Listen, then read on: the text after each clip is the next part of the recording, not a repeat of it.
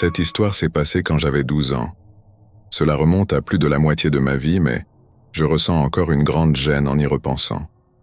J'ai essayé de bloquer ce souvenir de mon esprit et de ne pas imaginer ce qui aurait pu arriver si ce n'était pas pour les 2 gentils étrangers qui m'ont aidé. Un jour après l'école, je rentrais à pied chez moi. C'était une marche de 4 kilomètres le long d'une route assez fréquentée. J'étais seul. À l'un des carrefours, j'ai croisé un homme grand et à l'air négligé qui m'a remarqué. Je dirais qu'il avait la trentaine, mais à l'époque, en tant qu'enfant, j'avais du mal à évaluer l'âge des adultes. Il a commencé à me suivre et à essayer d'engager la conversation. Il n'arrêtait pas de me dire que j'étais belle et qu'il voulait que nous soyons amis. Il m'a demandé où je vivais et si mes parents étaient à la maison. Il m'a posé beaucoup d'autres questions, mais j'ai essayé de le repousser poliment sans répondre à ses interrogations, en accélérant simplement le pas. Alors que j'approchais de mon quartier, je me sentais de plus en plus mal à l'aise. Il me suivait toujours et je voulais désespérément qu'il me laisse tranquille. Il dégageait une atmosphère étrange, car les adultes ne me parlaient généralement pas de cette manière. La seule façon de me débarrasser de lui, c'était de lui donner mon numéro de téléphone. Ne voulant pas rester dans cette situation inconfortable, je lui ai donné un faux numéro et je suis parti en courant. Pendant quelques mois, je n'ai plus croisé cet homme et j'ai fini par l'oublier. Je me suis dit qu'il n'était probablement qu'un simple type bizarre. Cependant, comme vous pouvez l'imaginer, les choses n'ont pas duré ainsi. Un jour, environ 4 mois plus tard, je rentrais encore à pied après l'école. J'admets que je ne faisais pas très attention à ce qui m'entourait, jusqu'à ce que j'entende des bruits de pas rapides derrière moi. Par réflexe, je me suis retourné, et c'était le même homme louche que j'avais rencontré auparavant. Il a ralenti en s'approchant de moi, mais il n'arrêtait pas de crier pendant tout ce temps. J'ai compris qu'il avait découvert que je lui avais donné un faux numéro et il était furieux. Il continuait à crier et à dire que je me croyais meilleur que lui, et c'est pour ça que je lui avais donné un numéro bidon. J'étais terrifié à ce moment-là. J'avais peur qu'il me fasse du mal, mais je ne pouvais pas attirer l'attention des automobilistes. Je me suis mise à marcher vite en direction de la station-service la plus proche, heureusement pas trop loin. Il me suivait toujours, en criant derrière moi. Dès que je suis arrivé à la station-service, j'ai immédiatement attiré l'attention de 2 hommes costauds qui se tenaient près de leur camionnette. Ils ont dû voir l'expression terrifiée sur mon visage et l'homme qui me suivait, car ils se sont immédiatement précipités pour me demander si tout allait bien. J'étais trop effrayé pour parler. J'ai simplement secoué la tête frénétiquement en essayant de me cacher derrière eux. Ils ont aussitôt exigé de l'homme de savoir pourquoi il me suivait. Il leur a raconté des mensonges, prétendant être mon frère. Je continuais à secouer la tête en silence. Je pense qu'ils ont compris la situation à ce moment-là, car ils se sont mis à hurler sur lui, l'accusant d'être un prédateur. Je n'ai pas attendu pour savoir ce qui s'est passé ensuite. J'ai profité du fait qu'il était distrait pour m'enfuir. L'homme a remarqué que je m'en allais et a essayé de me suivre, mais les 2 hommes ont réagi en le plaquant au sol et en le jetant à l'arrière de leur camionnette. Ils criaient, mais je ne me suis pas retourné. Je me suis enfui aussi vite que possible et n'ai pas arrêté de courir jusqu'à ce que je sois chez moi. Je n'ai jamais su quoi penser de cette rencontre, mais elle m'a profondément secoué. Je ne veux même pas savoir où ces hommes ont emmené cet individu étrange ni ce qu'ils lui ont fait. Honnêtement, je préfère ne pas savoir. J'ai raconté l'histoire à mes parents et j'ai changé d'itinéraire pour rentrer de l'école. Je ne l'ai jamais revu et j'en suis reconnaissante. Même si je n'ai pas pu dire ce dont j'avais besoin à ce moment-là, ces 2 étrangers ont vu que j'étais en détresse et ont pris les choses en main pour moi. Même après toutes ces années, je me souviens encore de la terreur pure que j'ai ressentie, puis du soulagement total quand ils l'ont éloigné. Toute cette situation a commencé quand j'étais adolescente. J'ai maintenant la fin de la vingtaine, et je suis une femme. Il s'agissait d'une petite conversation dont je n'avais aucun souvenir jusqu'à il y a 2 ans. Mais depuis, d'autres événements m'ont fait repenser à cette courte conversation. J'avais environ 13 ans et ma mère et moi venions de revenir vivre chez ma grand-mère, où mon oncle vivait déjà à l'époque. Un de ses amis vivait également chez nous à ce moment-là, mais il ne devait rester que quelques mois. Je n'ai jamais su pourquoi il vivait là. Je savais juste qu'il y habitait temporairement. Un jour, Pendant que cet ami n'était pas à la maison, mon oncle m'a appelé et m'a dit qu'il ne voulait pas que je sois seul avec cet ami. Il m'a demandé de l'appeler si jamais je me retrouvais seul avec lui. Seulement environ une semaine après notre déménagement, mon oncle a expulsé son ami. J'étais jeune et je n'ai pas vraiment réfléchi à cette conversation, alors je l'ai complètement oublié. Il y a environ 2 ans, mon oncle est décédé de façon très soudaine et inattendue. Après son décès, son ami est revenu dans la vie de ma grand-mère. Je pense que ma grand-mère voyait cet ami comme un substitut à mon oncle, et au début, tout semblait bien se passer. Mais après quelques visites, j'ai commencé à me sentir mal à l'aise en sa présence, sans savoir pourquoi. C'est à ce moment-là que je me suis souvenu de la conversation que j'avais eue avec mon oncle. J'ai tenté de passer outre, en me disant que c'était il y a plus de 10 ans, et que cet homme était maintenant marié à une femme charmante. Je me suis dit que les choses avaient peut-être changé. Il faisait beaucoup de blagues stupides que je ne trouvais pas vraiment drôles, mais elles étaient toujours inoffensives. Par exemple, parfois, je rentrais à la maison avec un bol de collation que mes collègues et moi partagions au travail, et il me demandait où était sa part. De petites choses comme ça. Mais parfois, il faisait des commentaires sur ma tenue qui me mettaient mal à l'aise. Mais j'étais habitué à ce que ma famille fasse des commentaires similaires, donc je n'y prêtais pas trop attention. Des remarques du genre « Qui essaies-tu d'impressionner en sortant habillé comme ça ?»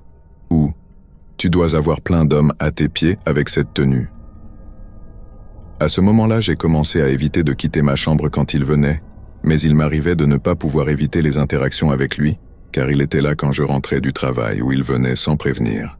Petite précision, je suis fiancé à un homme qui vit dans un autre pays. Après plusieurs visites chez lui, je suis tombée amoureuse de l'endroit où il habite. En plus, il est beaucoup plus abordable et plus sûr pour nous d'y vivre. Nous travaillons donc à me faire déménager là-bas pour être ensemble. Je n'ai jamais parlé de ça à l'ami de mon oncle, car il me mettait mal à l'aise, mais je sais que ma grand-mère lui racontait tout. Il était donc au courant de cette situation, et à plusieurs reprises, il m'a demandé pourquoi je déménageais. Je lui ai expliqué que c'était parce que mon fiancé vivait là-bas et que j'aimais tout ce qui concernait cet endroit. L'ami de mon oncle réagissait toujours avec des remarques du genre « Ah, bien sûr, c'est pour un garçon ». Il faisait aussi des commentaires du genre « Donc tu es amoureuse, j'imagine ?» Il semblait presque agacé que je sois fiancé et que je déménage à l'étranger. Encore une fois, je me contentais de me cacher dans ma chambre et je passais mon temps à me convaincre que j'exagérais la situation. Je savais aussi que je ne pouvais rien dire à ma grand-mère parce que ma famille est du genre à dire « Si tu ne veux pas recevoir de commentaires, tu dois mieux te couvrir ». Je n'avais pas le droit de porter des shorts en présence des hommes de ma famille, parce que si jamais ils avaient de mauvaises pensées, ce serait de ma faute. Tous ces petits événements étaient très inconfortables pour moi, mais je les ignorais, me cachais dans ma chambre et faisais tout ce que je pouvais pour éviter la situation. Mais ensuite, quelque chose s'est produit aujourd'hui, et maintenant je me sens vraiment mal à l'aise. Je suis allé au travail, et une collègue m'a raconté qu'hier, un homme correspondant exactement à la description de l'ami de mon oncle est venu à mon travail après que je sois parti, demandant des informations sur moi. Il voulait savoir à quoi je ressemblais, où je vivais, et même des détails sur mon déménagement dans un autre pays. Il a mentionné qu'il était l'ami de mon oncle. Je n'étais pas là pour entendre tout cela car j'avais déjà quitté le travail, mais ma collègue est quelqu'un de très fiable qui ne raconterait jamais ce genre de choses pour s'amuser. En plus, elle est du genre à dénoncer quelqu'un si elle le surprenait en train de mentir, donc je crois fermement que tout ce qu'elle m'a dit est vrai. Il a dit que depuis la mort de mon oncle, il essayait de me voir de plus en plus souvent parce qu'il tient beaucoup à moi et me considère comme sa fille. Ce commentaire m'a vraiment mise mal à l'aise, car j'avais à peine interagi avec cet homme et je l'évitais à tout prix. Pourquoi ressentait-il un tel attachement envers moi? Il a aussi longuement parlé de mon déménagement à l'étranger et n'a pas arrêté d'aborder le sujet, répétant qu'il ne comprenait pas pourquoi je tombais amoureuse d'un homme si loin et qu'à sa place, je resterais ici pour trouver quelqu'un d'autre. Cet homme semble étrangement obsédé par moi. Je ne lui ai jamais dit où je travaillais, mais je sais que ma grand-mère a probablement dû lui en parler. Ça me dérange beaucoup qu'il soit venu à mon lieu de travail pour chercher des informations sur moi, pour discuter avec mes collègues de mes choix de vie et exprimer son désaccord, alors que je le connais à peine. Je n'ai plus qu'une hâte maintenant, quitter cette maison et partir loin de lui. Je vais commencer par dire que je ne cautionne absolument pas le comportement de mes amis et moi-même lors de cette nuit particulière. Je suis bien conscient que toute cette histoire aurait pu être évitée si nous n'avions pas été aussi stupides. J'ai également fait une grosse erreur ce soir-là. C'était au milieu de l'été, vers la 2e semaine d'août pour être précis. Mes parents étaient en partie pour le week-end à un mariage en dehors de la ville, et j'avais la maison pour moi tout seul. À 17 ans, j'étais plutôt content d'être seul pour le week-end. Mes parents me faisaient confiance aussi parce que je n'étais pas vraiment le genre d'enfant à faire des bêtises. Enfin, j'avais eu quelques ratés à l'école ici et là, mais rien de grave. Je ne fumais pas et ne buvais pas du tout, et la plupart de mes amis non plus. Mais cette nuit-là, c'était différent. Tout a commencé comme une soirée normale, où je jouais à la Xbox avec mes amis, jusqu'à ce que l'un d'entre eux suggère qu'on sorte en douce. Je n'étais pas forcément opposé à cette idée, mais ça ne m'intéressait pas vraiment non plus. Ça ne me semblait pas particulièrement amusant. Qu'allions-nous faire dehors? Juste marcher? Et après quoi? C'est là qu'Elias a proposé de faire quelque chose d'un peu fou. Il y avait une maison un peu plus bas dans la rue qui semblait abandonnée. Ou du moins, c'est ce que nous pensions à l'époque. Nous n'étions pas sûrs à 100%. Une fille étrange qui prenait le même bus que nous pendant des années y habitait, mais elle avait cessé de venir un jour, et après quelques mois, la maison ressemblait à une ville fantôme.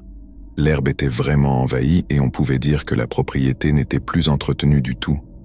Elias m'a convaincu d'y aller, alors je lui ai dit que j'étais partant et je lui ai demandé quel était notre plan. Il m'a répondu qu'on allait improviser une fois sur place. La maison se trouvait à l'angle de 2 routes de campagne qui se croisaient. C'était une grande maison blanche à 2 étages avec un garage énorme derrière. Nous avons pris nos vélos parce que c'était un peu loin pour y aller à pied. Une fois arrivés, nous avons immédiatement caché nos vélos et couru vers la porte arrière. Mais évidemment, elle était fermée à clé. Nous avons alors essayé la porte d'entrée, mais elle aussi était verrouillée. Nous sommes retournés à la porte arrière, décidés à la défoncer ou à casser la poignée avec une masse que nous avons trouvée sur le côté de la propriété. Elias a essayé de donner des coups de pied à la porte, mais elle ne bougeait pas, alors nous sommes passés au plan B. Elias a commencé à frapper la poignée de la porte, et après 5 ou 6 coups, il l'a finalement cassée. Nous avons ouvert la porte et sommes entrés lentement. Tout ce que nous avions pour voir, c'était les lampes torches de nos téléphones. Il faisait complètement noir à l'intérieur, et la maison était dans un état lamentable, avec des objets éparpillés partout sur le sol, vraiment sales, certainement pas nettoyés depuis des lustres. Dès notre entrée, nous avons remarqué une porte adjacente à celle par laquelle nous étions entrés, qui menait au sous-sol. Nous avons jeté un coup d'œil là-bas.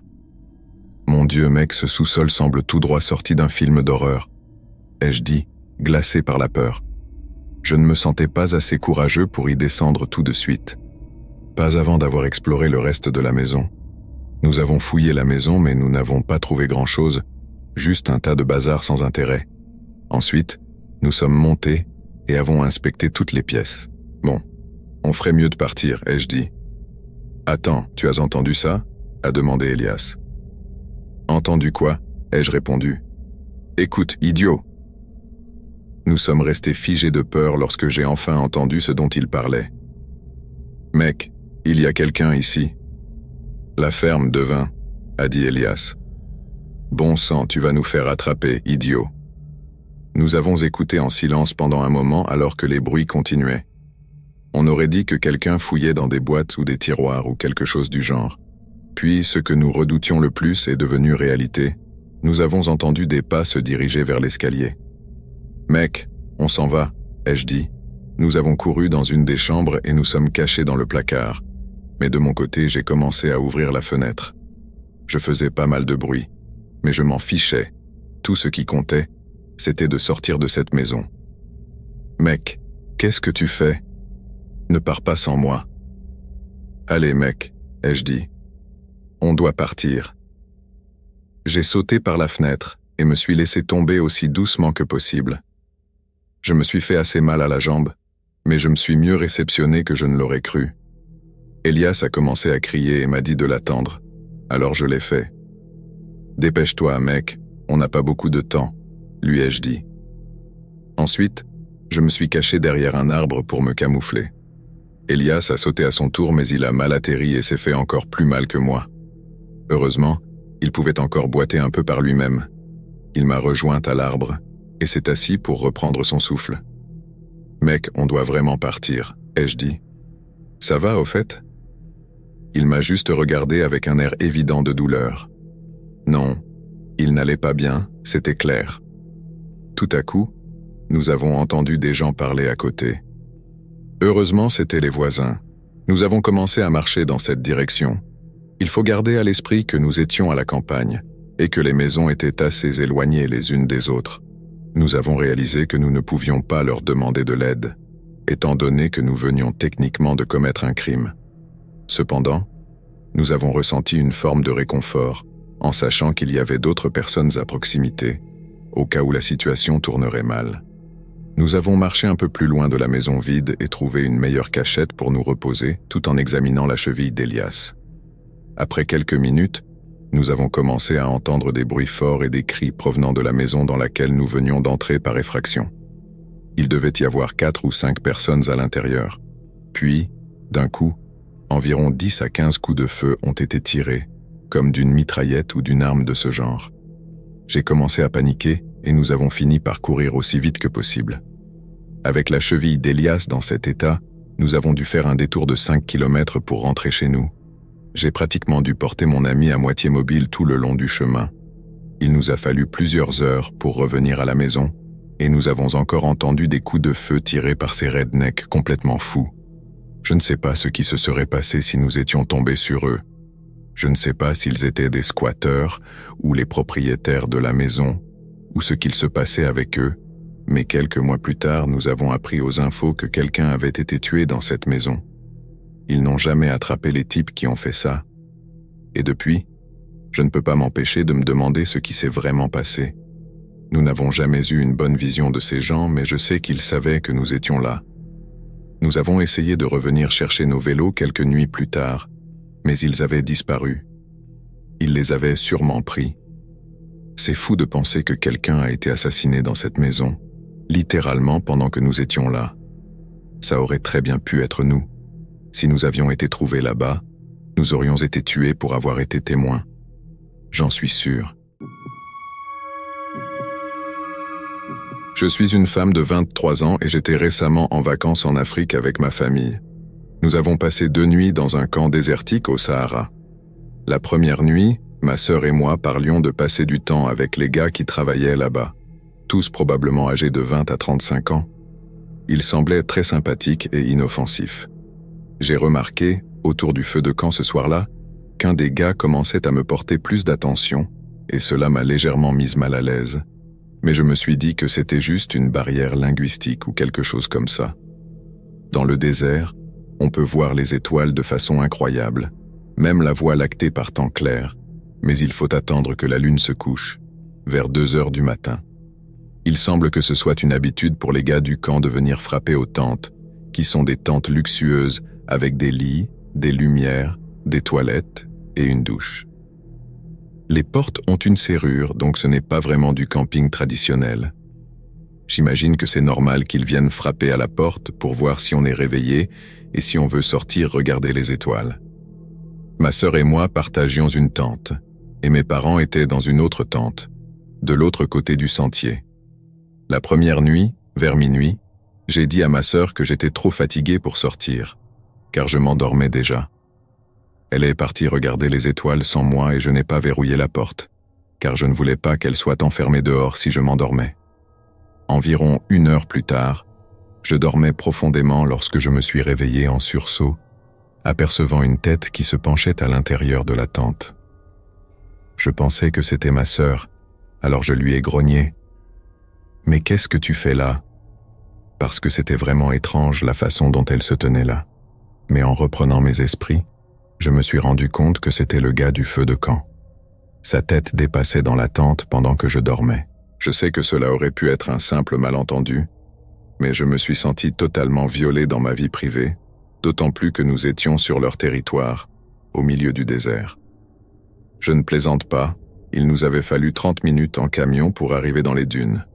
J'étais en mode combat ou fuite à ce moment-là, totalement réveillé par une attaque de panique, et j'ai commencé à me sentir extrêmement nerveuse et tendue.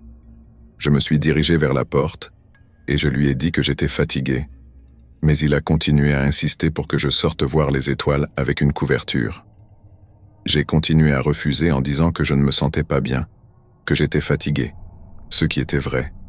À ce moment-là, je ne savais pas où était ma sœur ni ma famille. J'étais désorienté, et tout ce que je savais, c'était que cet homme se tenait devant moi et qu'il me regardait littéralement dormir. Je n'ai aucune idée de combien de temps il était là. 1 seconde? 2 minutes? Peu importe, j'étais terrifié. Je lui ai dit non une fois de plus et lui ai promis que j'irais voir les étoiles le lendemain soir. Il m'a répondu qu'il ne serait pas au camp le lendemain et que c'était pour cela qu'il voulait que je sorte ce soir-là, mais je n'ai pas cédé. Lorsqu'il a compris que je ne sortirais pas, il m'a demandé mon numéro. Je lui ai dit non et inventé que j'avais un petit ami. En réalité, je n'en avais pas, mais cela semblait être la seule façon pour qu'il respecte mon désintérêt en pensant qu'il y avait un autre homme dans ma vie. Après ça, il m'a demandé mon prénom et je lui ai donné parce que je pensais que cela ne ferait aucun mal. Puis je lui ai souhaité une bonne nuit et verrouillé la porte cette fois-ci. Je suis allé directement aux toilettes et j'ai eu une diarrhée terrible. Ce détail n'est pas important, mais cela montre à quel point il m'avait effrayé. Pendant que j'étais dans les toilettes, je l'ai entendu revenir et appeler mon prénom depuis l'extérieur de la tente, mais je suis restée silencieuse. Une fois sortie des toilettes, je me suis allongée dans mon lit, encore tremblante, essayant de me calmer après cet épisode, mon cœur battant à toute allure. J'ai de nouveau entendu sa voix m'appeler, mais je suis restée aussi immobile que possible, sans répondre. J'ai essayé de texter mon père, mais il ne répondait pas et je ne me sentais pas à l'aise de quitter la tente. Finalement, ma sœur est revenue avec mon père, et je leur ai raconté ce qui s'était passé. Ils étaient un peu confus, trouvant cela bizarre, mais c'est tout. Le lendemain matin, j'ai relancé la conversation au petit déjeuner, mais ma sœur et mon père m'ont dit que j'étais trop dramatique et que je devais arrêter de parler de ça, que ce n'était pas si grave. Ma mère, par contre, était d'accord avec moi pour dire que c'était étrange. La deuxième nuit, ma sœur et moi étions toutes les deux dehors sous les étoiles, parlant avec les gars du camp. Il faut savoir qu'il faisait très sombre, donc on ne pouvait voir aucun visage. Je discutais normalement avec un des gars quand il m'a demandé si je me souvenais de lui. J'ai répondu que non, je ne pouvais pas le voir. Il m'a dit de lui éclairer le visage. Alors je l'ai fait et devinez quoi? C'était le même gars que celui de ma tante la veille. Je ne m'y attendais pas du tout, surtout qu'il m'avait dit qu'il ne serait pas là cette nuit-là. Cela m'a fait penser qu'il avait pris un service supplémentaire juste pour me voir, mais je ne peux pas en être certaine. Soit ça, soit il mentait en disant qu'il ne serait pas là dans l'espoir de me faire sortir la veille.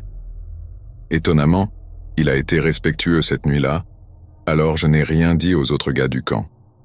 Cependant, j'étais prête à le faire s'il avait fait quoi que ce soit pour me rendre à nouveau mal à l'aise, mais il n'a rien fait.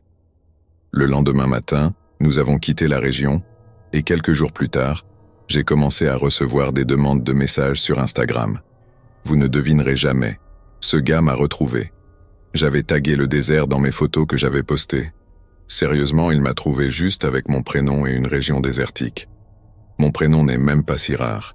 Bref, il m'a envoyé un message, et même si j'étais un peu flippé, je me suis dit qu'il était maintenant inoffensif et que je pourrais au moins voir ce qu'il voulait dire. Il m'a écrit, je cite, « Je suis vraiment heureux d'avoir trouvé ton compte. J'ai cherché pendant longtemps. » Ce que j'ai trouvé extrêmement effrayant à dire à quelqu'un, mais encore une fois, peut-être que c'est une différence culturelle. Qui sait? Je ne lui ai pas répondu. Quelques jours plus tard, il m'a envoyé un autre message disant « Salut, comment ça va ?» Mais je n'ai pas répondu non plus. Donc, je suis curieuse de savoir ce que vous en pensez. Est-ce que j'ai vraiment exagéré ou mon instinct était-il fondé? Il semble avoir été inoffensif au final, mais on ne sait jamais. Il y a environ 10 ans, quelques amis et moi sommes partis pour un petit séjour de camping et de pêche dans un lac très isolé, à quelques heures de route de notre petite ville. Nous avions tout préparé et étions prêts à partir. Le trajet s'est déroulé plutôt calmement jusqu'à ce que nous nous approchions de notre destination. En nous rapprochant, je crois que l'excitation a commencé à nous gagner, et certains d'entre nous avaient déjà de l'adrénaline qui montait. Une fois arrivés, nous avons installé notre camp. Rien de trop extravagant, nous avions seulement 2 tentes pour 4 personnes et nos sacs à dos avec tout le nécessaire pour le week-end. Après avoir monté le camp, nous avons pris tout notre matériel de pêche, 1 tonne de bière, et sommes partis au lac pour tenter notre chance avec les poissons. Il devait être environ 3 heures de l'après-midi. Nous nous amusions beaucoup, et certains d'entre nous étaient peut-être un peu plus saouls qu'ils ne l'auraient dû, mais c'était ça le fun. Juste des gars qui profitent de leur sortie entre amis. Après quelques heures, nous étions prêts à ranger les cannes à pêche. Il devait être environ 8 heures et la nuit commençait à tomber. En revenant vers le camp, nous nous sommes rendus compte que nous étions plus loin que prévu. Nous savions que nous étions un peu loin, mais nous avions perdu la notion de la distance. Pas de quoi s'inquiéter cependant, le coucher de soleil était magnifique, et nous arrivions juste à temps pour la tombée de la nuit. Quand Jimmy et Tom sortirent de leur bateau, nous avons remarqué des lumières clignotantes au loin à travers les bois, de l'autre côté du camp. Elles ont disparu après quelques secondes, alors nous avons supposé qu'il s'agissait simplement de passants, et ça ne nous a pas trop marqué. « Oh bon sang les gars, regardez !» dit Tom. Nous avons tous regardé dans la direction qu'il pointait, et il y avait un ours à environ 15 mètres de là où se tenaient John et Timmy.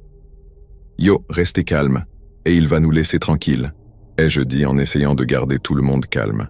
Nous avons tous marché silencieusement et lentement vers le camp pour éviter de provoquer l'ours. Heureusement, nous sommes tous arrivés sains et saufs au camp.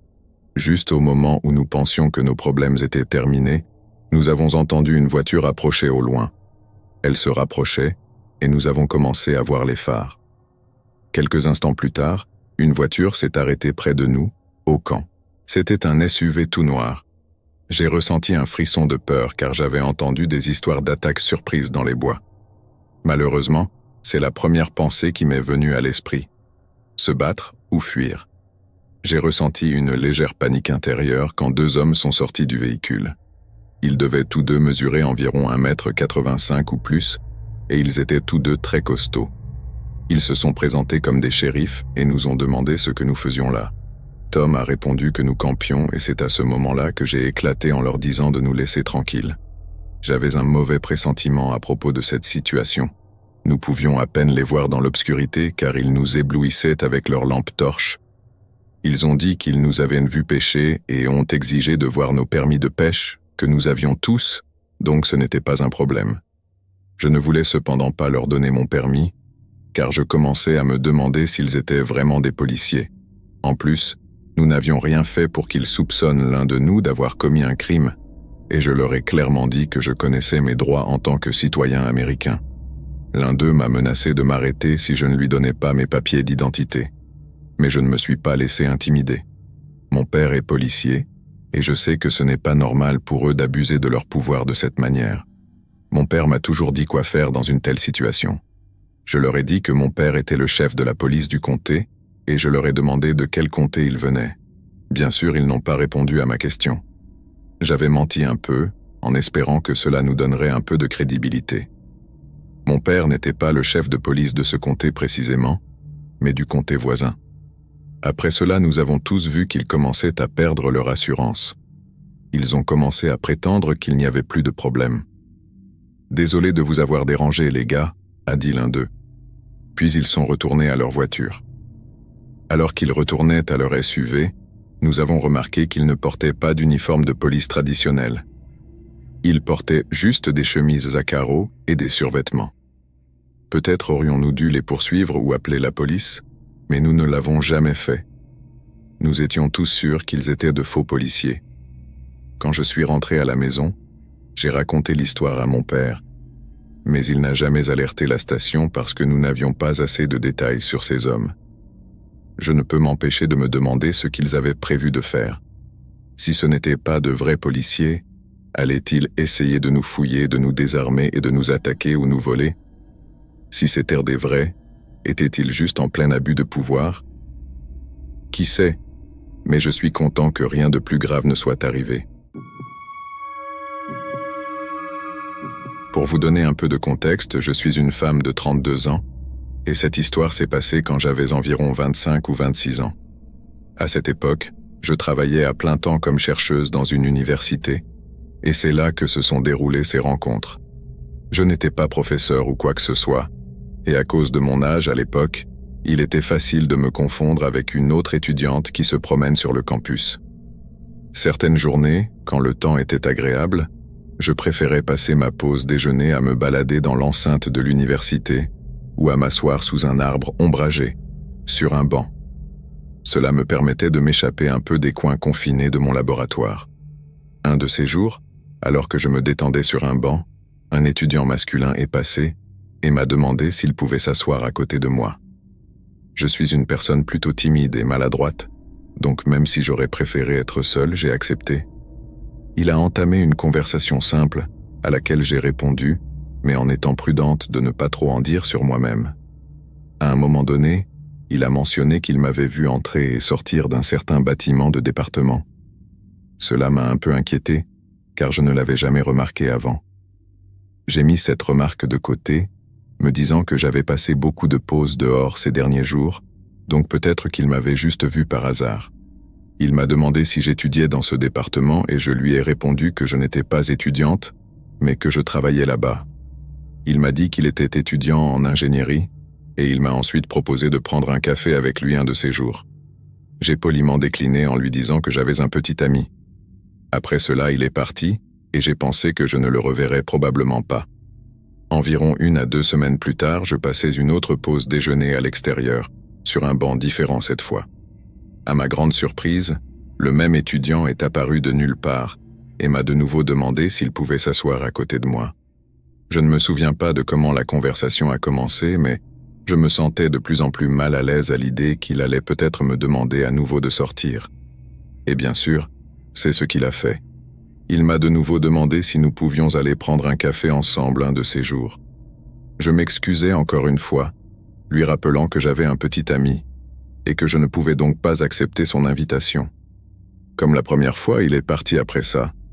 Mais cette fois-ci, j'étais beaucoup plus anxieuse. Pourtant, je n'étais pas encore vraiment au point où je pensais qu'il fallait m'inquiéter sérieusement. Quelques jours plus tard, je sortais de mon travail et je me dirigeais vers ma voiture. L'université facturait des prix exorbitants pour les places de parking, même pour les employés. Alors je me garais gratuitement dans la rue, à environ 10 minutes à pied du campus. Mon trajet de retour passait par plusieurs rues résidentielles tranquilles, avec peu de voitures, et encore moins de piétons. Alors que j'étais à mi-chemin de ma voiture, dans une de ces rues calmes, j'ai remarqué quelqu'un marchant de l'autre côté de la rue, mais légèrement en retrait. Je l'ai vu du coin de l'œil, et je ne voulais pas me retourner pour le regarder. Ce n'était pas inhabituel de croiser quelqu'un, mais je me tenais toujours vigilante et attentive à mon environnement, surtout quand je marchais seule dans des rues désertes. Je devais bientôt tourner à l'angle pour prendre une autre rue, donc je me suis dit qu'il ne ferait sûrement pas le même trajet que moi. Mais il l'a fait. À chaque tournant que je prenais, il suivait, toujours du côté opposé de la rue, mais à quelques pas derrière moi. À ce moment-là, mon rythme cardiaque a commencé à s'accélérer et je me suis mise à marcher plus vite. Il a accéléré aussi, comme pour rester à mon niveau. C'est à cet instant que j'ai vraiment paniqué. J'étais maintenant certaine qu'il me suivait. J'ai commencé à courir légèrement pour traverser la première des 2 rues principales que je devais franchir avant d'atteindre ma voiture. Lui aussi a couru pour rester derrière moi, et cette fois-ci, il était maintenant du même côté de la rue que moi. J'étais presque arrivé à ma voiture, mais il me restait une rue importante à traverser. J'ai souvent dû m'arrêter et attendre que la circulation s'éclaircisse, et cela m'inquiétait. S'il me rattrapait alors que je devais attendre, je ne savais pas ce qu'il pourrait faire. Heureusement, lorsque je suis arrivé en courant à cette rue, il y avait une ouverture dans la circulation, et j'ai pu traverser rapidement. Je me suis retourné une fois arrivé de l'autre côté de la rue et lui ai crié de me laisser tranquille. À ma grande horreur, c'était l'étudiant en ingénierie qui m'avait demandé de prendre un café, celui que j'avais déjà refusé 2 fois. « Je veux juste te parler », a-t-il crié. Je n'ai même pas répondu, car la réponse devait être évidente depuis le début. Je ne donnerai jamais de mon temps à quelqu'un qui venait de me poursuivre sur 1 kilomètre. Je me suis dépêché d'atteindre ma voiture et je suis monté dedans, peu importe s'il voyait quel véhicule je conduisais. Heureusement, il n'a pas traversé la rue pour continuer à me suivre. Une fois rentré chez moi, je me suis effondré en larmes. Bien sûr, des choses bien pires arrivent à d'autres personnes, et j'ai eu la chance de ne pas être blessé, mais j'étais profondément secoué. Après ça, j'ai eu des angoisses pendant plusieurs jours, quand il fallait aller ou revenir de mon travail. Je me suis arrangé pour marcher avec une collègue qui se garait près de moi. J'ai même changé d'endroit pour me garer pendant un temps. Quelques semaines plus tard, je ne l'avais pas revue sur le campus, et je commençais à me détendre un peu. Je prenais parfois mon déjeuner à l'intérieur du laboratoire, mais de temps en temps, je me rendais au centre étudiant pour acheter à manger. Un jour en particulier, la cafétéria était pleine à craquer, presque bondée. J'attendais dans la file du stand de burgers quand j'ai entendu une voix appeler quelqu'un. En regardant, j'ai vu que c'était lui, l'étudiant en ingénierie, qui essayait de se frayer un chemin à travers la foule pour m'atteindre. J'ai paniqué. Malgré ma timidité habituelle, j'ai fait une scène. Je lui ai crié de me laisser tranquille et son visage s'est instantanément décomposé alors que les gens autour de nous regardaient. Il s'est retiré dans la foule, honteux. Mon cœur battait à toute vitesse et je tremblais. Je ne me souviens même plus si j'ai fini par acheter à manger ce jour-là. Après cet incident, j'ai redoublé de vigilance sur mes déplacements sur le campus. Heureusement, je ne l'ai plus jamais revu après cet épisode à la cafétéria, et depuis, je n'ai pas eu d'autres mauvaises rencontres à l'université. Je suis resté très attentive à mon environnement lorsque je me déplace seul. Je ne connaissais même pas son nom, donc je n'ai pas pu faire de rapport à la police du campus ou autre. Tout bien considéré, je suis juste soulagé de ne plus jamais l'avoir revu, et j'espère sincèrement qu'il n'a jamais tenté la même chose avec une autre fille, ni avant, ni après moi. En 2008, j'étais à la recherche d'un nouveau camion. J'ai visité quelques concessions, mais je n'ai trouvé que quelques modèles qui m'intéressaient vaguement. Je n'étais pas pressé de faire un achat. Je voulais juste m'assurer que je serais satisfait du véhicule que j'allais choisir. C'était le plus important pour moi. J'ai trouvé une Ford F-150 de 2005 sur Craigslist à un prix correct. Elle avait peu de kilomètres au compteur, mais les pneus devaient être remplacés. C'était un peu un inconvénient, mais j'étais tout de même intéressé. Je me suis dit que je pourrais négocier le prix à la baisse à cause de ce détail. Le vendeur m'a donné l'adresse supposée où il se trouvait avec le camion, et lorsque je suis arrivé, je me suis retrouvé face à un homme âgé, probablement dans la fin de la cinquantaine ou début de la soixantaine. Il semblait être un type normal, assez direct, et il n'avait pas grand-chose à dire. J'ai demandé une petite réduction sur le camion à cause des pneus, et il a été réticent au début, mais nous avons fini par trouver un accord. Ma fiancée était venue avec moi pour voir le camion, au cas où je déciderais de l'acheter afin qu'elle puisse conduire notre autre véhicule de retour, et moi, je pourrais conduire mon nouveau camion. C'est finalement ce qui s'est passé. Après un rapide essai, j'ai décidé que je le voulais. Je lui ai donné l'argent et nous sommes partis, tous contents de notre achat et de notre bonne affaire. Nous sommes rentrés à la maison et avons poursuivi notre journée comme prévu. Ce n'est que plus tard dans la nuit, alors que je sortais pour fumer une cigarette, que j'ai remarqué l'ombre d'une personne dans mon allée. Mon allée est longue et nous vivons à la campagne. Il faisait très sombre et tout ce que je pouvais voir était la silhouette d'une personne. Il faisait si noir que je ne pouvais même pas dire si c'était un homme ou une femme. Mais vu la carrure de la personne, j'ai supposé que c'était un homme.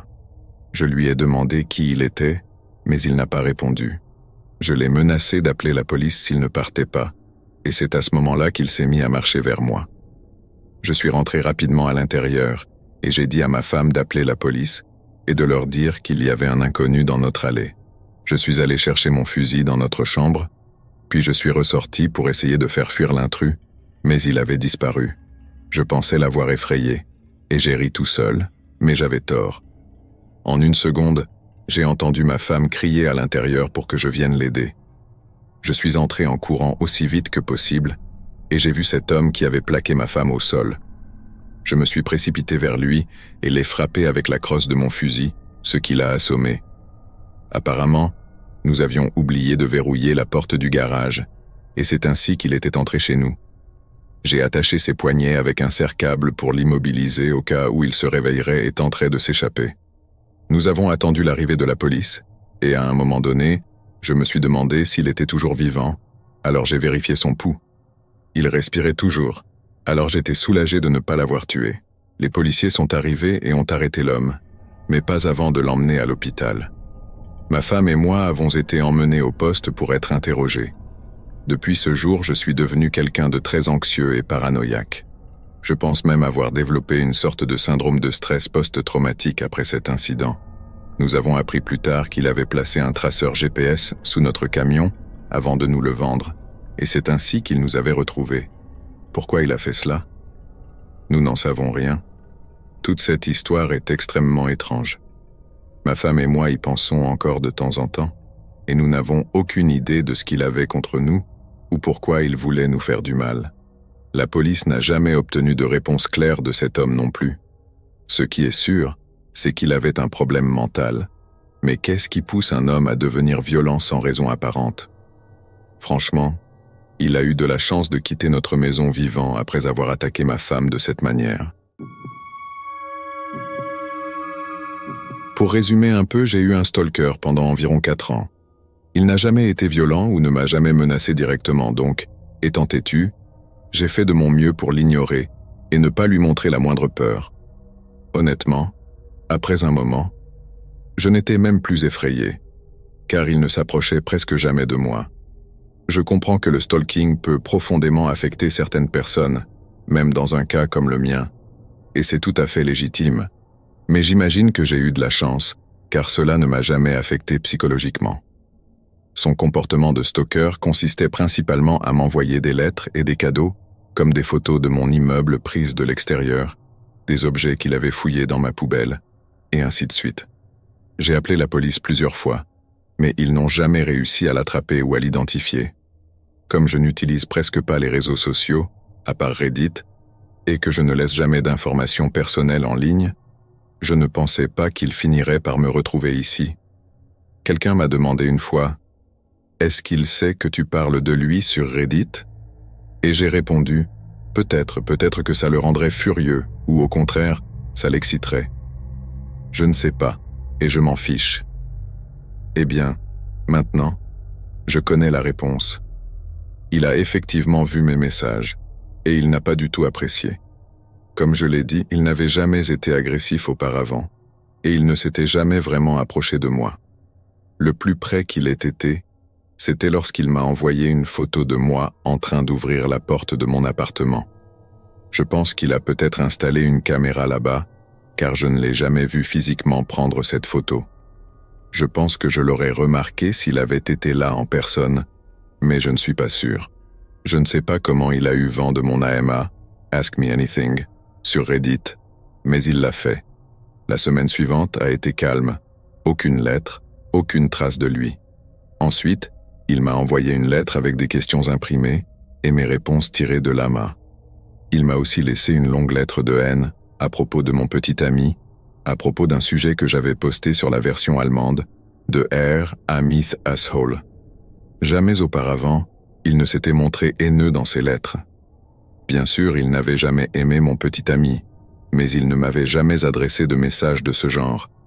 Il a écrit que je devrais lui accorder plus d'attention, parce que c'était grâce à lui que j'avais autant de visibilité en ligne. Quelques jours plus tard, il m'a envoyé un colis, mais cette fois, il ne l'a pas laissé dans ma boîte aux lettres ou près de ma voiture comme il le faisait habituellement. Non, cette fois, il l'a laissé juste devant ma porte d'appartement. Je n'ai pas ramené le paquet à l'intérieur, mais je l'ai ouvert dehors. C'était une grande boîte, plus grande que d'habitude, et elle était scotchée de partout. En écrivant cela, je réalise que ce n'était pas une bonne idée d'ouvrir le paquet comme ça. Ça aurait pu très mal tourner pour moi. Heureusement, il ne m'a pas envoyé une bombe ou quoi que ce soit de dangereux. Par contre, il m'a envoyé plusieurs colliers de serrage en plastique, un rouleau de ruban adhésif, du genre qu'on utilise pour peindre des murs, un paquet de pansements dont certains semblaient usagés, mais qui, selon la police, ne l'étaient pas réellement, et un cadre photo avec une photo de moi. La photo semblait avoir été prise quelques jours plus tôt. Mon petit ami était sur la photo, mais il avait été découpé. Le cadre était brisé et le paquet était rempli de morceaux de verre, bien plus que ce qui aurait pu tomber du cadre. Ils avaient clairement été placés là intentionnellement. J'ai immédiatement appelé la police et leur ai remis le paquet. Cette fois, ils ont pris l'affaire beaucoup plus au sérieux. Ils m'ont dit qu'ils allaient intensifier les patrouilles dans le quartier. Il ne s'est rien passé pendant environ 1 semaine et demie. Puis, il y a 8 jours, il a recommencé. J'ai trouvé des lettres dans ma boîte aux lettres où il disait qu'il avait perdu son temps avec moi, que je n'avais pas apprécié ses efforts et qu'il s'était trompé en pensant que j'étais quelqu'un de spécial. Il y a 5 jours, je suis sorti de chez moi un matin et en marchant sur mon paillasson, j'ai entendu un craquement. Il avait mis des morceaux de verre en dessous pendant la nuit. Je me suis précipité au travail en urgence et j'ai dit à mon petit ami d'appeler la police, mais c'est à ce moment-là que j'ai découvert que ma voiture avait été vandalisée. Les phares étaient cassés, la peinture rayée, et une phrase était écrite sur le pare-brise. « Le moment approche, mademoiselle », suivi de mon nom et de mon prénom. J'ai moi-même appelé la police. Ils ont trouvé la même phrase sur une note placée sous mon paillasson. Cette fois, ils ont vraiment pris l'affaire très au sérieux. J'étais tellement en colère à ce moment-là que je l'ai bien fait comprendre aux policiers. J'avais un dashcam dans ma voiture et il avait tout enregistré. Les policiers ont pris la vidéo comme preuve, même si la qualité n'était pas excellente. J'avais déjà donné des photos de lui, mais ils m'avaient dit que ce n'était pas suffisant.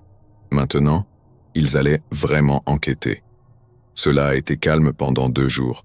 Puis, il y a 2 jours, quelqu'un a sonné à ma porte à 4 heures du matin. Mon petit ami et moi nous sommes levés, mais nous étions hésitants. J'ai regardé par la fenêtre et j'ai vu des lumières bleues dehors. Juste au moment où je me levais, j'ai entendu des voix « C'est la police, ouvrez la porte !» Ils m'ont expliqué qu'un de mes voisins du bas, qui rentrait d'une garde de nuit, avait vu quelqu'un entrer dans l'immeuble après lui. Comme il connaissait ma situation, il était resté derrière sa porte et avait regardé par le Judas. Les lumières de l'escalier sont activées par des détecteurs de mouvement, donc il a attendu de voir si elles se rallumaient, et elles l'ont fait. Il a alors vu un homme d'âge moyen monter les escaliers. L'unique appartement à cet étage est le mien, et celui d'une mère célibataire avec 3 enfants, donc il était évident que l'homme ne venait pas rendre visite à quelqu'un. La police est montée et a trouvé mon stalker, à un demi-étage de mon appartement, dans les escaliers. Il aurait dû voir la voiture de police depuis la petite fenêtre, mais soit il ne l'a pas vue, soit il voulait se faire attraper. Ils ont trouvé un couteau sur lui, et il a immédiatement avoué être mon harceleur. Il est enfin arrêté.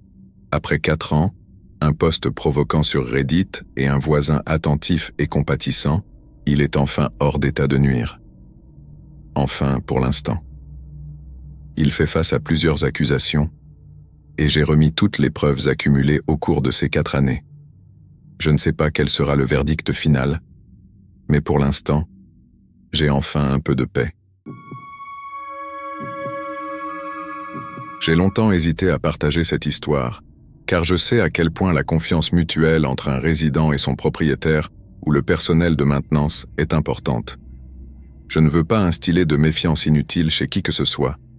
J'ai déjà partagé des histoires concernant des résidents dangereux ou effrayants que j'ai rencontrés en travaillant dans des complexes d'appartements, mais celle-ci concerne ma propre expérience en tant que locataire. Avant même d'avoir terminé mes études secondaires, je savais que je voulais vivre au Paradise Apartment. À l'époque, j'étais plutôt naïve, attirée par les nombreuses commodités que je n'utiliserais jamais. Mais surtout, je voulais y vivre car le complexe acceptait les animaux de compagnie et restait dans mon petit budget. Lorsque le moment est venu pour moi de trouver mon propre appartement, j'ai obtenu le seul appartement disponible et j'y ai emménagé. Malheureusement, je me suis vite rendu compte que l'endroit n'était pas aussi agréable que je l'avais imaginé. Le bâtiment était vieux, mais remis à neuf, ce qui signifiait qu'il avait tous les problèmes typiques de plomberie et des murs fins.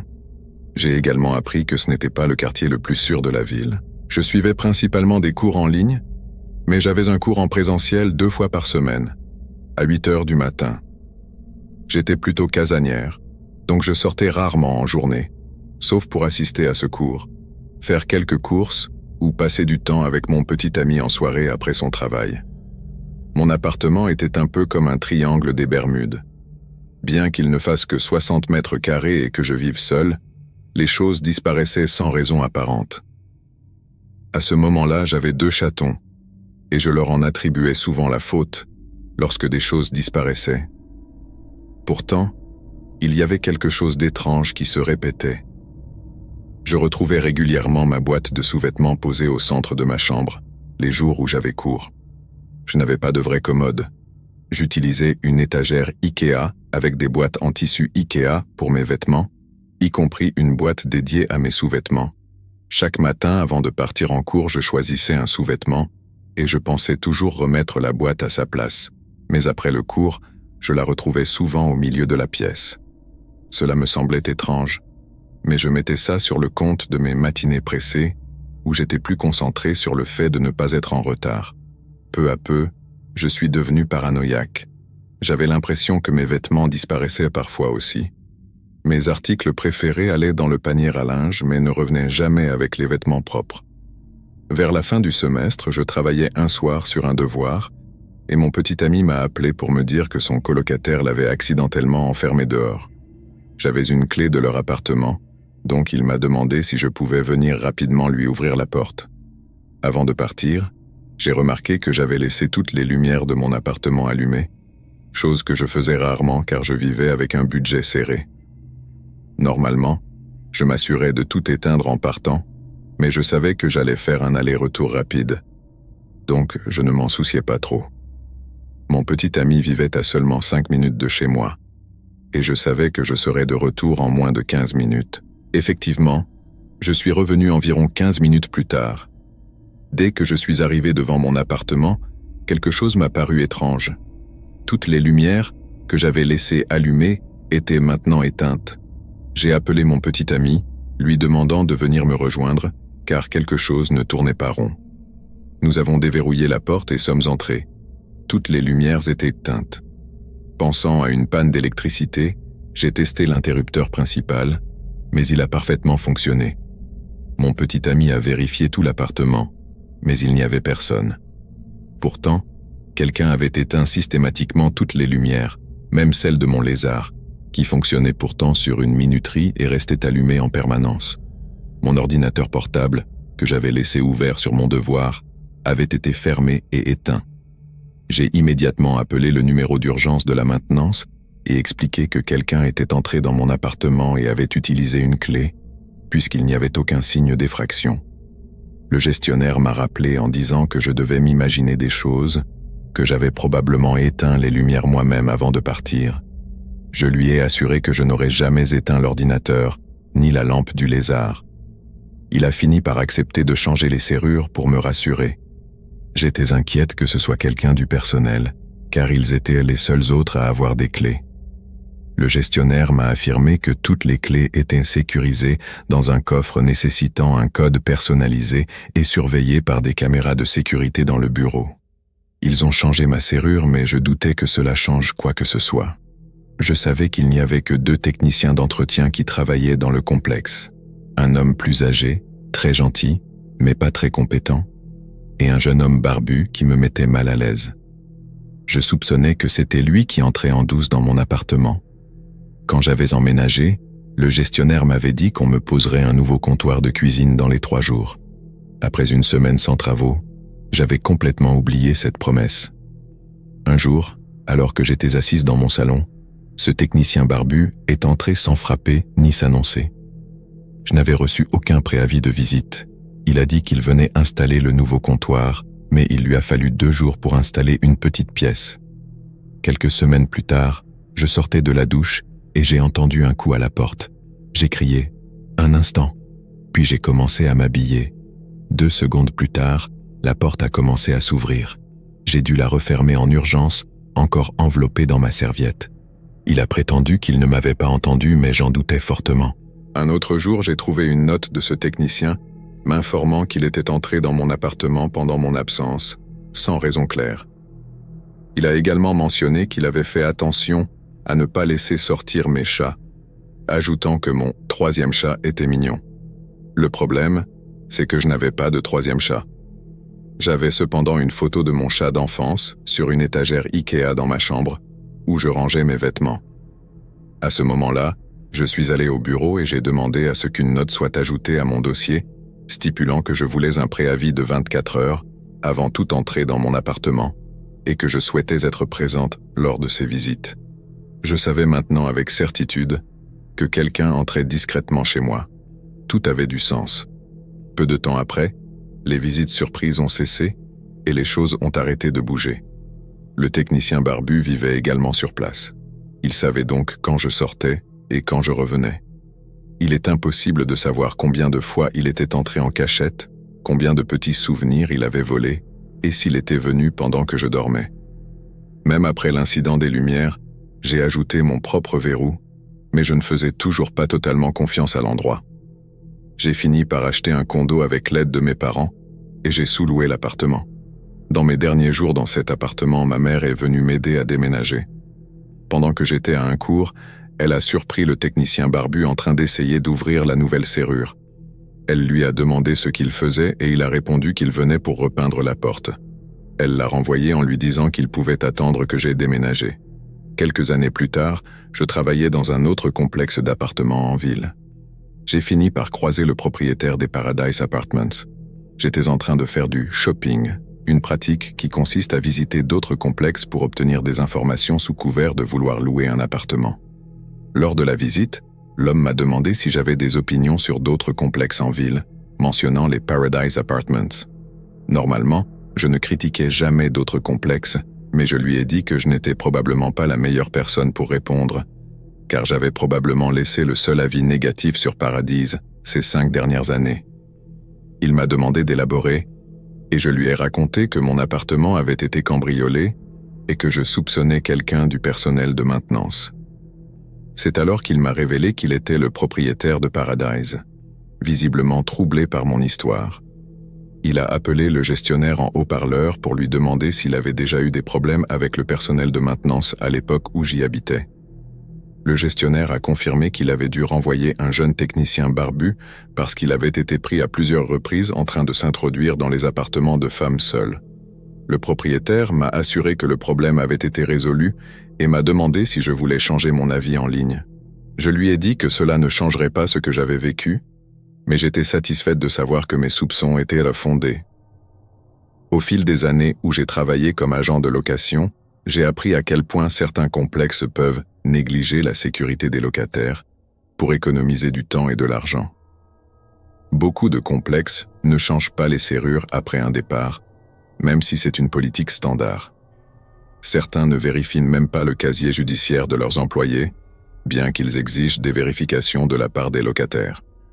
Les clés circulent facilement entre les techniciens et les prestataires externes, sans être correctement suivis. Je ne dis pas que tous les complexes fonctionnent ainsi, mais c'était le cas dans tous ceux où j'ai travaillé. À cause de mes expériences personnelles, j'ai ensuite appliqué des règles strictes dans le complexe que je gérais, concernant le changement de serrure, la gestion des clés et les notifications de visite. Ici, en Floride, avec la loi MIA, ces mesures sont désormais obligatoires dans tous les complexes, y compris les vérifications d'antécédents pour les employés. Même avec cela en place, si vous louez un appartement, restez vigilant. Si vous avez des raisons de croire que quelqu'un entre chez vous sans permission, documentez tout et informez-en le personnel, la police ou vos proches. Vous ne savez jamais qui peut avoir une clé de votre appartement. Je vais vous raconter mon bref échange avec un homme appelé Happy. Je suis sûr que ce n'était pas son vrai prénom de naissance, mais cela ajoute à l'ambiance effrayante de cette histoire. Même si cela s'est passé il y a environ 9 ans, il me revient encore parfois à l'esprit, surtout lors des jours gris et nuageux à Los Angeles, exactement comme celui où j'ai rencontré Happy. C'était en 2013. Je travaillais dans un dispensaire de cannabis à Venice Beach, à un pâté de maison de la promenade. Environ 35% de nos clients étaient des sans-abri. De temps en temps, quelqu'un en plein épisode de psychose tentait d'entrer, mais s'il criait ou parlait de manière incompréhensible, la sécurité ne les laissait pas passer. Cependant, s'ils présentaient les 3 documents nécessaires, une ordonnance médicale, une carte d'identité et de l'argent, ils étaient autorisés à entrer. Nous avions un programme de compassion où nous emballions des grammes de résidus de cannabis restants dans les pots et les offrions gratuitement, une fois par jour, à toute personne qui en faisait la demande. La nouvelle s'est rapidement répandue sur la promenade. Généralement, ces personnes étaient les plus gentilles, les plus polies et les plus reconnaissantes, même si elles sentaient parfois un peu mauvais et que leur argent venait d'une chaussette en sueur. Personne ne faisait attention à l'odeur d'un client s'il venait simplement acheter son herbe et repartait comme n'importe qui d'autre. Ce jour-là, le ciel était gris et frais, quelque part entre Thanksgiving et Noël. Quelqu'un s'était désisté au travail et j'étais la seule personne à l'arrière, responsable des ventes. Il y avait un autre employé à la réception et un garde de sécurité à la porte d'entrée, mais j'étais seul dans la salle à l'arrière. Il y avait bien des caméras, mais personne ne les surveillait activement. Cet homme est entré après avoir passé le contrôle à l'entrée. C'était le seul client à ce moment-là, et je jure que la température de la pièce a baissé d'un cran quand il est entré. Il portait un manteau long en cuir usé, froissé, et d'une couleur indéfinissable, comme un vieux cow-boy. On aurait dit qu'il vivait et dormait dans ses vêtements depuis des années. Normalement, nous ne permettions pas aux clients de porter des chapeaux, des capuches ou des lunettes de soleil à l'intérieur. Alors j'ai été surprise que le garde de sécurité ne lui ait pas demandé de retirer son chapeau. Cet homme faisait environ 1,90 m avec une carrure massive, pas vraiment obèse, mais imposante, du genre à pouvoir soulever quelqu'un comme une poupée de chiffon. L'odeur qu'il dégageait était indescriptible. Ce n'était pas seulement de la sueur ou de l'urine. C'était une odeur de mort, comme s'il avait des carcasses en décomposition cachées sous son manteau en cuir. Je pensais être habitué à toutes sortes d'odeurs corporelles désagréables, mais celle-ci était au-delà de tout ce que j'avais jamais senti. Essayant de ne pas trop respirer, je lui ai dit poliment « Bonjour, monsieur. Excusez-moi, je suis désolé, mais pourriez-vous retirer votre chapeau ? C'est la politique du magasin. » Avec mon sourire de service habituel, je lui ai ensuite demandé « Qu'est-ce que je peux vous servir aujourd'hui ?» Il a grogné profondément et marché très lentement, traînant les pieds. Sa voix semblait sortir d'un gouffre, rugueuse et humide, avec une colère sourde. « Je ne retire pas mon chapeau », a-t-il dit. À ce stade, je ne voulais pas argumenter avec lui à propos du chapeau. Je me suis juste dit qu'on allait faire vite pour le servir et qu'il s'en aille. J'ai alors remarqué qu'il ne portait pas de chaussures. Ce que j'ai pu voir de ses chevilles, c'étaient des plaies purulentes, enflées à la taille d'un melon. La peau de ses pieds était ensanglantée et déchirée, et je me suis rendu compte qu'il laissait derrière lui une petite traînée de sang en traversant le sol en béton du magasin. Ma première pensée a été « Pourquoi diable la sécurité l'a-t-elle laissé entrer ?» Puis j'ai ressenti de la compassion. Cet homme était manifestement blessé. Gardant prudemment l'étagère entre lui et moi, je lui ai demandé doucement « Est-ce que ça va, monsieur ?» Ses yeux se sont enflammés. « Pourquoi tu t'en soucies ?» a-t-il répondu avec mépris. Dans ma tête, je me suis dit « D'accord, j'ai essayé. Ce n'est plus mon problème. » Alors, je lui ai simplement demandé « Qu'est-ce que je peux vous donner aujourd'hui ?» Il a levé la manche de son manteau, dévoilant son avant-bras, couvert de brûlures. Certaines étaient anciennes, d'autres récentes, avec des cicatrices infectées. Ce n'étaient pas des marques de seringue, mais clairement des brûlures graves.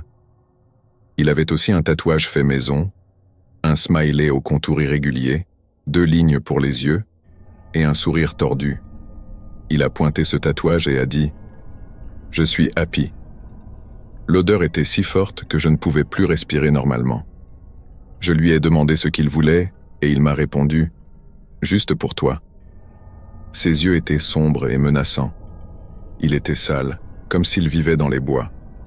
Il n'avait pas l'air d'un punk écrasé ou d'un vétéran de guerre que l'on voit habituellement sur la plage. C'était difficile de deviner son âge, mais il semblait avoir entre 30 et 50 ans. Je n'avais jamais vu cet homme auparavant, mais une seule rencontre suffisait à rendre ce visage inoubliable. Tandis qu'il continuait à me fixer, je me suis éloigné le plus possible du comptoir. Si jamais il tentait de m'attaquer, je devrais contourner le comptoir pour atteindre le garde de sécurité. J'ai donc décidé de lui donner plusieurs échantillons gratuits et j'ai noté que je paierais pour lui plus tard. Aujourd'hui, il y a une offre spéciale, lui ai-je dit, pour ceux qui ont marché plus de 10 km pour venir ici. Tout ça est pour vous, c'est cadeau. Il a accepté le sac, mais continuait à me fixer. Merci, Happy, ai-je ajouté. Cela a marché. Il a émis un grognement guttural, un bruit qui n'était pas un mot, et s'est lentement retourné pour repartir en traînant les pieds vers la porte. Juste avant de sortir, il s'est retourné et m'a dit « On se revoit plus tard ».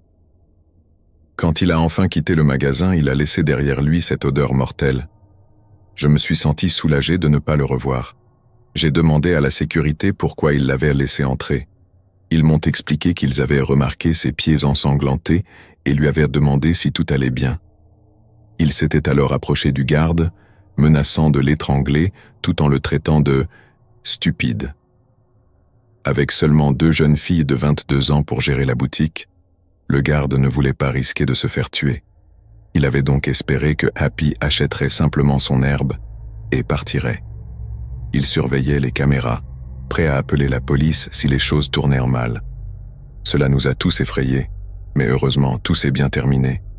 Nous avons dû nettoyer le sang avec des gants et de l'eau de javel. Notre patron, après avoir entendu l'histoire, nous a même offert de l'herbe gratuite pour nous remettre.